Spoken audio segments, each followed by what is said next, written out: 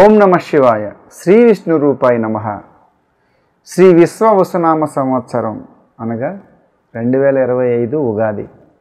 ఈ సంవత్సరం మహా అద్భుతంగా ఉంది. ముఖ్యంగా సింహరాశి వాళ్ళకి చాలా బాగుంది. అంటే ఒక సింహరాశి వాళ్ళకి ఈ సంవత్సరం కొంచెం శని యొక్క గ్రహ ప్రభావం, కొంచెం ఏలినాటి శని, చిన్న ఈ సంవత్సరం కొన్ని ఇబ్బందులు కలగొచ్చు, కలక్కపోవచ్చు.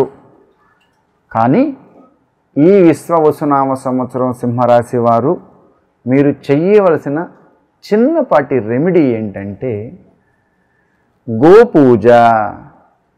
ఈ సంవత్సరంలో కేవలం సింహరాశి అంటే నామ నక్షత్రాన్ని కావచ్చు, వాళ్ళు పుట్టిన జన్మ నక్షత్రాన్ని బట్టి కావచ్చు, ఎవరికైతే సింహరాశి వర్తిస్తుందో అది ఈ రెండిట్లో ఎలాగైనా కావచ్చు, మీరు చెయ్యవలసినది కేవలం గోమాతకి పూజ.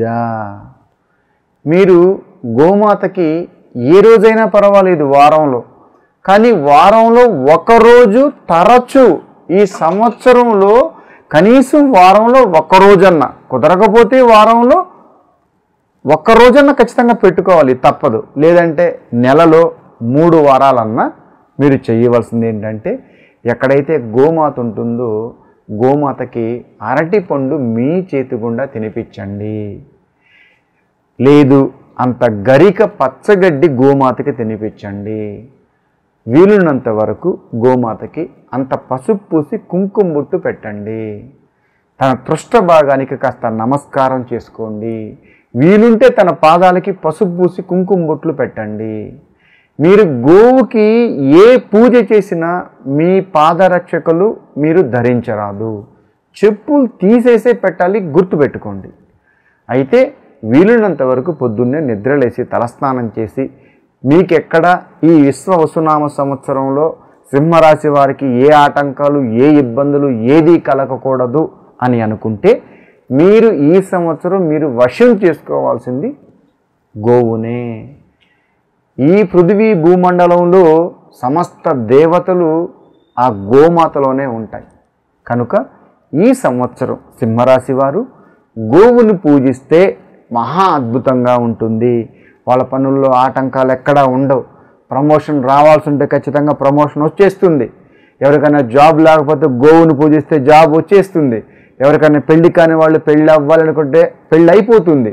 ఎవరికైతే ఏ కోరికైతే మిగిలిందో సింహరాశి వారు ఈ సంవత్సరం శ్రీ విశ్వవసునామ సంవత్సరంలో గోవుని పూజిస్తే మీకు తిరుగుండదు.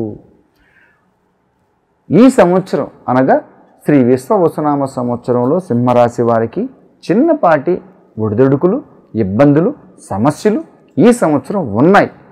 అవన్నీ మీకు వర్తించుకుంటూ ఉండాలి అని మీరు అనుకుంటే కేవలం గోమాతని పూజించండి. నంబర్ 1.